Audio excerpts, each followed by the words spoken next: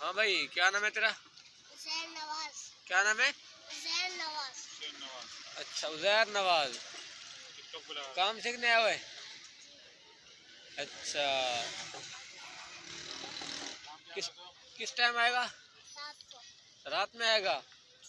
اور چھٹی کب چاہیے تیرے کو؟ ہاں، ادھر دیکھ کے بات کرنا.